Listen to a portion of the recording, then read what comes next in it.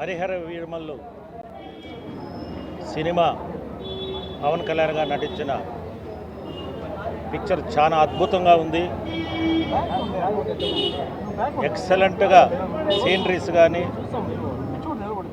మరి సెట్టింగ్స్ కానీ మరి యాక్షన్, ముఖ్యంగా పవన్ కళ్యాణ్ గారి యాక్షన్ అద్భుతం. ఈ సినిమాలో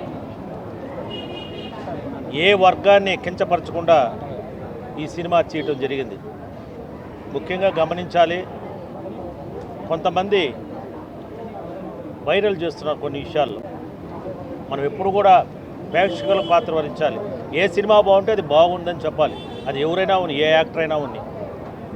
బట్ అన్నెసరీగా మనకు మంచి పిక్చర్ ఇచ్చారు దీంట్లో. వీరమల్ల దాంట్లో ఒక నీతి నిజాయితీగా సినిమా గతంలో ఉన్న స్టోరీని తీసుకొని కూడా చేయటం జరిగింది.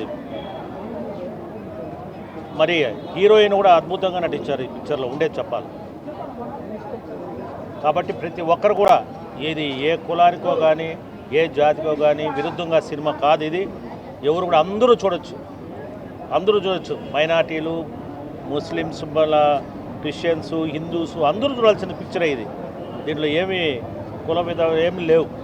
కాబట్టి దయచేసి చెప్తున్నాను, వైరల్ కూడా చేయొద్దండి. ఏది కూడా ఎవరు కూడా, ఈ పవన్ కళ్యాణ్ గారు కాదు, ఏ హీరోకి కూడా మీరు వైరల్ చేయకూడదు. ఏది కూడా సినిమా చూడాలి, బాగుంటే బాగుందని చెప్పాలి. కానీ వైరల్ చేసి దాన్ని ఏదో ఇంకొక రకంగా తయారు చేసేది మంచి పద్ధతి కాదని కూడా తెలియజేస్తున్నాను. హృదయపూర్వక నమస్కారాలు. ఈరోజు హరిహర వీరమల్లు చిత్రం రిలీజ్ అయ్యి ఈరోజుతో 3వ రోజు కావస్తుంది. భారీ విజయం, కలెక్షన్లు దూసుకుపోతూ ఉంది. అన్ని థియేటర్లు, అన్ని షోలు కూడా హౌస్ఫుల్ అవుతున్నాయి. అద్భుతమైన రెస్పాన్స్ వస్తుంది సినిమాలో. సినిమాని ప్రతి ఒక్కరు చూడాల్సిన సినిమా. ఈ సినిమాలో హిస్టారికల్ సినిమా, హైందవ ధర్మం సంబంధించిన సినిమా. సనాతన ధర్మం కోసం పవన్ కళ్యాణ్ గారు అప్పుడే ఈ సినిమాని చూసారేమో, తీసారేమో, దానికోసం సెలెక్ట్ చేసుకున్నారేమో అని చెప్పి కూడా చాలామంది మాట్లాడుతున్నారు. సినిమాని సినిమాగా చూడండి దయచేసి. ఈ సినిమాలో పవన్ కళ్యాణ్ గారు చాలా కష్టపడి తీశారు, అందరికి నచ్చినట్టు తీశారు. అద్భుతమైన సినిమా. ఈరోజు తిరుపతి సంధ్యా థియేటర్లో ఈరోజు ఈ సినిమా కలెక్షన్ సునామీ రాష్ట్రంతో సృష్టిస్తూ ఉంది. విజయోత్సవ వేడుకలు చేసుకుంటూ ఇక్కడ ఎవరైతే పనిచేసిన మహిళా సిబ్బందులు ఉన్నారో, పాపం మొన్న మా ఫ్యాన్ షో రోజులకి థియేటర్లో కాగితాలు వేసిన అభిమానులు ఇన్ని చేసినా మాకు సహకరించారు. వాళ్ళందరూ కూడా పాపం, వాళ్ళందరికీ కూడా ఈరోజు జనసేన పార్టీ పవన్ కళ్యాణ్ అభిమానుల సమక్షంలో వాళ్ళందరికీ చీరలు పంచిపెట్టడం జరిగినది. అదేవిధంగా సేవా కార్యక్రమాలు ఎప్పుడు ముందుంటాం పవన్ కళ్యాణ్ గారి అభిమానులు, మెగా అభిమానులు చెప్పి మరొకసారి రుజువు చేసుకుంటూ భవిష్యత్తులో కూడా సినిమా చూడడం తప్ప సినిమా రాజకీయం చేయొద్దండి. ఇప్పుడే మనం చూసుంటాం, 5 నిమిషాల ముందే ముస్లిం సోదరులు కూడా సినిమా నుంచి బయటకు వచ్చారు. మేము చూస్తుండగానే చాలామంది ముస్లిం సోదరులు సినిమా నుంచి బయటకు వచ్చి, దయచేసి ఇది ఏ మతాన్ని చేయకండి. అద్భుతంగా సినిమాలో వాళ్ళు చెప్పింది చూసుంటారు. ఎవరైతే ఔరంగజేబు ఉన్నాడో, హరిహర వీరమల్లు ఉన్నారో వాళ్ళు కలిసింది అప్పుడే. ఇంకా సెకండ్ పార్ట్ ఉంది.